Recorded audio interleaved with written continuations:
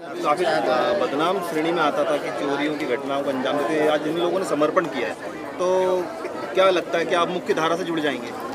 देखिए, मुझे लगता है कि जब मैंने पहली बार राजगढ़ ज़िले को ज्वाइन किया था तो बड़ी एक अनोखी चीज़ पता चली थी कि साहब आपके यहाँ के 3 गांव हैं जो शादियों के बड़े फेमस हैं। तो मुझे लगता है शायद यहाँ कोई भव्य दिव्य शादियाँ होती होंगी, पर पता चला कि ये दूसरी जो भव्य शादियाँ होती हैं उनमें कभी कभी घटनाएँ कारित करते हैं और उस चीज़ के लिए शायद पूरे देश में जाने जाते थे। पर पिछले 1 साल से लगातार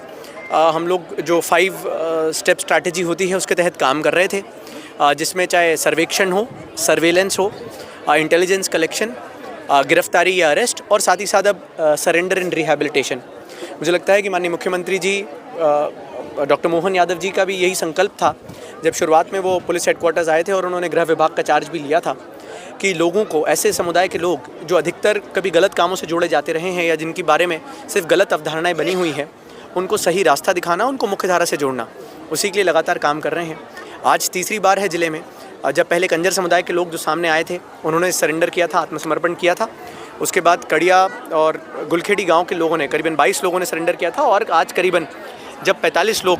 आत्मसमर्पण कर रहे हैं और मुख्य धारा से जुड़ना चाहते हैं, मुझे लगता है तो मैं तो इसको पॉजिटिव साइन के रूप में मानूंगा। और मुझे लगता है कि मैं इसमें कोई संकोच या शंका नहीं करता हूं कि ये फिर से, अभी तो आत्मसमर्पण कर रहे हैं, वह पुनः गलत गतिविधियों में लगेंगे। यदि इनको सही रास्ता, सही दिशा और सही मार्गदर्शन मिलेगा, इनको मुख्य धारा से जोड़ने के लिए जो भी कार्यक्रम सरकार चलाती है, चाहे वो वोकेशनल ट्रेनिंग के हों, चाहे एम्प्लॉयमेंट जनरेशन के हों, खेती किसानी से रिलेटेड हों, फार्मिंग से रिलेटेड हों, यदि हम इनको पूरा प्रॉपर सपोर्ट मैकेनिज्म दे पाएंगे तो ये इससे जुड़ेंगे। यहाँ के लोग भले ही चोरी करते हों पर स्किल्ड हैं। यदि आप इनको थोड़ी सी बेसिक ट्रेनिंग दें और इनको सही चीज़ों से जोड़ने का प्रयास करें तो मुझे पूरी उम्मीद है कि ये लोग मुख्य धारा से जुड़ पाएंगे और जिस तरह के लिए ये गाँव प्रसिद्ध थे, वो एक जो मुझे रहता है कि कलंक के रूप में लोग देखते थे, उसको चेंज होके यहाँ पर भी लोग पॉजिटिविटी की तरह से देखेंगे।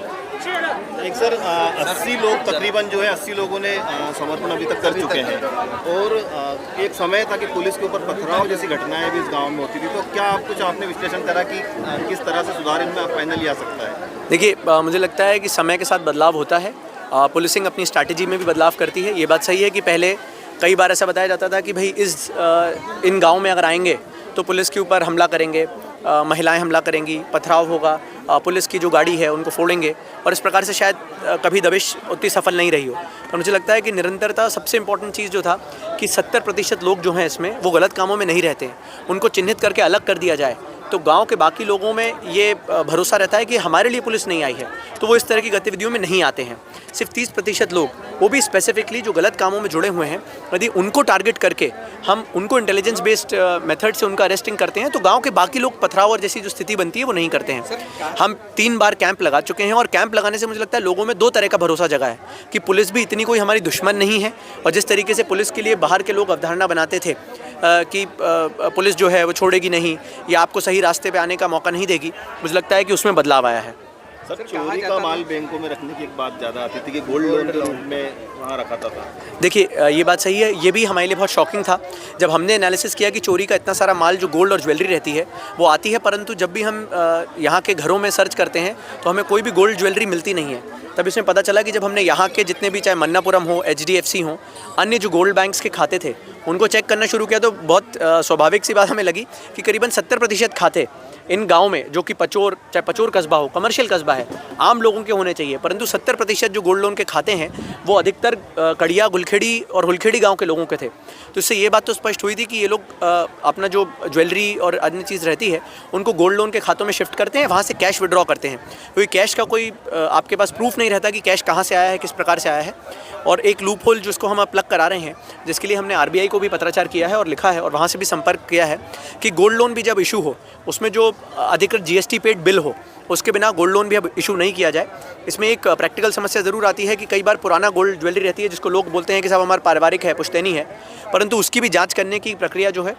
इस पर लगातार हम लोग RBI से संपर्क में हैं। मुझे लगता है कि जैसे ही इसमें नीतिगत निर्णय में ये चेंज होगा तो जो गोल्ड लोन के खातों का मिसयूज़ होता है वो भी कम हो जाएगा। कहा जाता था कि यहाँ बच्चों को भी ट्रेनिंग दी जाती थी चोरी की, तो ऐसा भी कुछ था? देखिए, ट्रेनिंग के बारे में तो नहीं पता, परंतु ये बात बात सही है कि जब भी हमें बाहर कहीं पर गांव में, चाहे मैं आपको बताऊं कि अगर ईस्ट में देखें तो आसाम गुवाहाटी के घटनाएं मेरे तक आई हैं, वेस्ट में देखें तो गुजरात में, नॉर्थ में देखें तो उत्तराखंड हिमाचल प्रदेश से पुलिस की हमें फ़ोन आए थे इन घटनाओं के लिए, और साउथ में देखें तो इवन तमिलनाडु में कई क्षेत्रों में, चाहे गुंटूर हो गया या अन्य जो ज़िले हैं वहाँ पर भी आंध्र प्रदेश और क्षेत्रों में इनकी चोरी की घटनाएँ आई थी। पर और अधिकतर फुटेजेस में छोटे बच्चे या छोटे बच्चियाँ जो होते हैं वो हमें दिखे थे कि चोरी करते हैं, परंतु ये भी स्वाभाविक बात है कि भाई छोटा बच्चा अकेला वहाँ नहीं पहुँच सकता है, तो कुछ हैंडलर्स होते करते होंगे जो इधर पर जाके इस तरह की गतिविधियों में बच्चों को इस्तेमाल करते थे। तो इवेंचुअली क्योंकि काफ़ी लंबे समय से ये चलता था, तो बच्चे भी या अधिकतर लोग भी देख के सोचते होंगे कि यही करना एक हमारे लिए रास्ता है और इससे जीवन यापन कर सकते हैं। पर मुझे लगता है कि अब धीरे धीरे बदलाव आएगा, लोगों में भी ये समझ आई है कि ये गलत चीज़ें करके हमारा जीवन कोई सुखी नहीं हो रहा है, कोई भरोसेमंद चीज़ें हो नहीं रही हैं, और गाँव में भी जो विकास के काम है मुझे लगता है कि उसमें तेज़ी आएगी। अब क्या नाम है? जय की नाम है सर अच्छा लग रहा है, सिलेंडर कर दिया एसपी साहब को सर, और आज के बाद कोई सा भी उल्टा काम नहीं करेंगे सर। और सर एसपी साहब का बहुत बहुत धन्यवाद है कि हमको अच्छे रास्ते पे लाने के पूरा कोशिश कर। कितने केस होंगे तुम्हारे ऊपर? सर 3 है यहाँ पर तो, और 2-3 थे यहाँ बोड़ा थाने में सर, और 2-3 पे जमानत पे हूँ सर। अन्य प्रदेशों में भी है क्या आपके? हाँ सर, एक यूपी में जिस जमानत पे हूँ सर मैं। और किन किन अपराध में है? चोरी में ही है सर, और पत्थरबाजी में सर, पर पत्थर उत्तर नहीं चला है सर। अब क्या आप संकल्प कर लिया? सर आप कभी ज़िंदगी में नहीं करेंगे सर, एक ही निवेदन है बस, एक बार हमको मौका मिल जाए फिर हम कभी भी ऐसे उल्टा काम, चोरी क्या कुछ भी उल्टा काम नहीं करेंगे सर। अच्छा ही काम करके हम घर परिवार का पेट भरेंगे। किस चीज़ से जुड़ोगे अब आप? सर अब हम धंधा पानी करेंगे सर, और खेती बाड़ी करेंगे सर, और कुछ भी उल्टा काम नहीं करेंगे सर। इसलिए हमारे एसपी साहब जिस प्रकार से मेहनत कर रहे हैं और जो इतिहास राजगढ़ ज़िले के लिए बना रहे हैं वो बहुत अभिभूत करने वाला है। एक अभिनव प्रयास हमारे पुलिस अधीक्षक के द्वारा किया जा रहा है। इसलिए